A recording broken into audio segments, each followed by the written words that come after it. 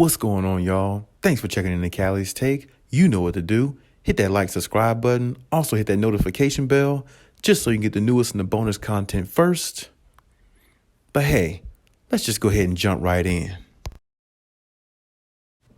Here lately, a Clippers player, definitely spoke out in regards to possibly not ever playing basketball again and how he thought he was never going to play basketball again. And it goes to show, any player can go through things at any point in time in their career, and you never know what they're going through mentally, what can dictate the outcome of their future in regards to making, better decisions, or what they're going through mentally that helps them make bad decisions.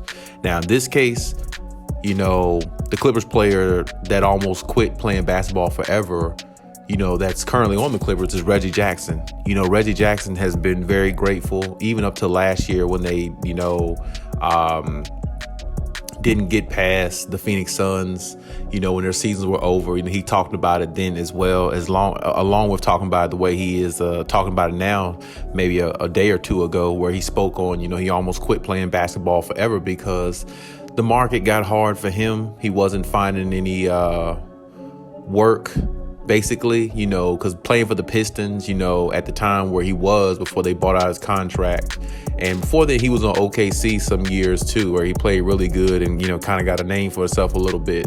But playing for the Pistons, the market wasn't huge and, things weren't going his way. But, he speaks on that his brother kept him going and everything like that. And one of his best friends on the team, which is Paul George, who helped recruit him to the Clippers, definitely kept him in good spirits as well. And, now that, he's looked at as one of the leaders on the team. He was speaking on that as well, saying he didn't think he'll be looked at as a leader on the team or one of the leaders or anything like that. He never thought he would have that type of, background, but he does, and a lot of players, all the players on the Clippers respect him because they know the hard work he puts in and, where he was mentally maybe a year or so ago, and he basically said also that he thought he was coming to the Clippers just to maybe be like a big brother or a mentor to some of the other players. And that wasn't the case at all. Ty Lue had aspirations for him to go in and play and be a huge contributor as he is now. And, he's definitely a big part of what the Clippers are going to try to do going forward, which is win a championship. He's definitely going to be a big part of that. He's definitely a big part of the culture. And he's definitely, somebody that they admire, and he admires them back for that. And I feel like, when he broke down and said that the Clippers basically saved his life, in regards to, basketball, because basketball is his life. Of course, that's what he likes doing. Of course, that's his profession. That's what he loves to do. And it was almost either taken away from him or mentally in his mind, he thought at one point he was going to quit basketball, but he got a second chance basically with the Clippers. And, he's benefited very well from that because he's not only got, the playing time due to injury, but he also got the playing time regardless because he actually played well. He actually played really good, and he actually played really sound, more high IQ basketball than I've ever thought he's ever had myself. Because I used to criticize Reggie Jackson.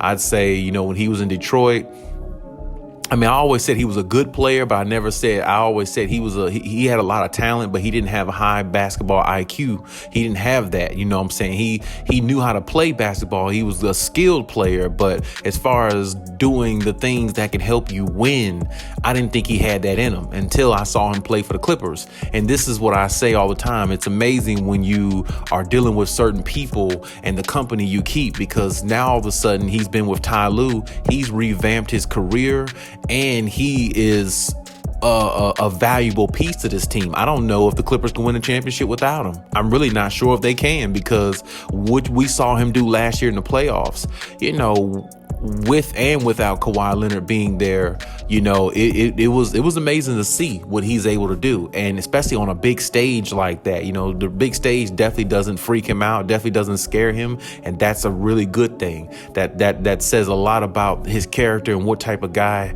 he is on the court and what type of impact he can make on the court. And those are the things that you cherish as a fan of basketball. You want to see guys go out there and give it they all and don't cheat you every time they go out there and play. And he's one of those type guys. He'll go out there and he plays hard and he gives everything he got every time. You can just see it how he plays. And definitely, I feel like Ty Lue should get a lot of credit for, his development and his mental stage, because Ty Lue kind of makes life easy for the players.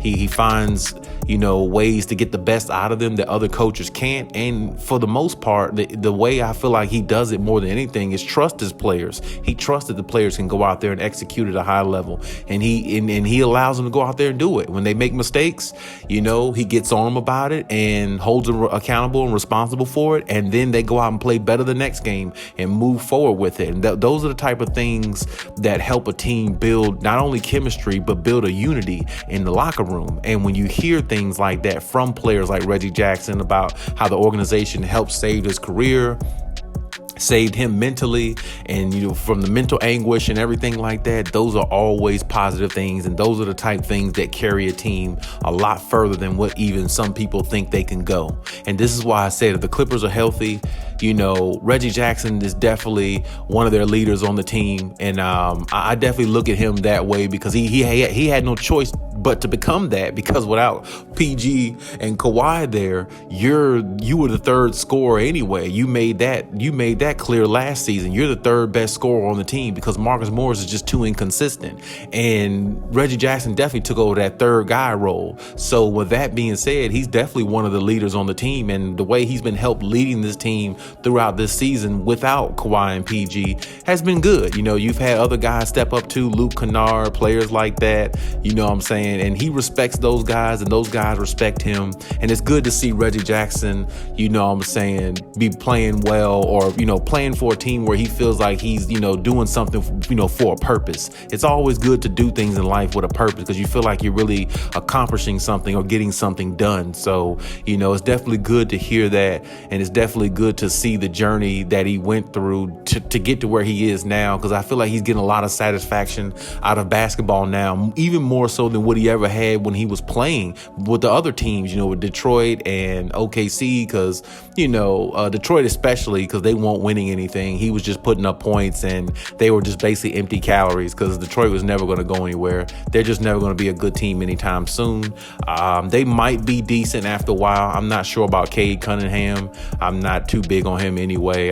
He might be okay, but it was only time to tell. But regardless, like I said, Reggie Jackson's in a better place, better mind state. And like I said, now he's on a team that really has the opportunity to win a championship. It's all about just health now, because honestly, if they're healthy, as I said before, who's beating them in a 7-game series in the West? I mean, they can be beat. I'm not saying they're unbeatable, because any team could be beat, but it would be a tough out to beat them without Kawhi Leonard and Paul George. It would take you probably 6-7 games to beat them without those players. So to actually try to beat them with those players, it's going to be tough. And honestly, I just don't see nobody in the West that can knock them off in 7 games. Not with the type of firepower they have from the bench.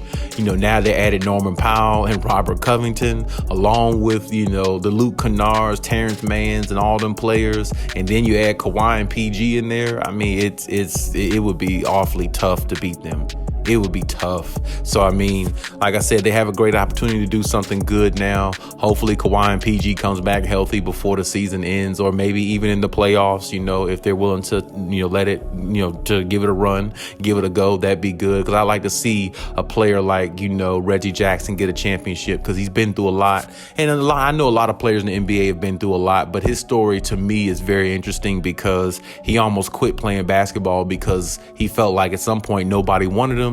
And the market really wasn't he had a market for teams that did want him, I believe, but they weren't championship contender type teams. I think at this point in his career, he's tired of, he just doesn't want to play for a team that can't contend for a championship, because you've been in the league 10 plus years. You've made enough money. Now you want to see if you can seek something a little bit higher, a little bit more of a real goal, which is winning a championship that can complete your career. So, definitely this opportunity for him is good, and I hope that everybody gets healthy enough so they can at least try to make a run at it, because I hate to see this Clippers team be a what if type team. Oh, they had all the talent, they had all the pieces, but it just didn't work out, because that'll just remind us of the Clippers team with Blake Griffin and Chris Paul and DeAndre Jordan and JJ Redick and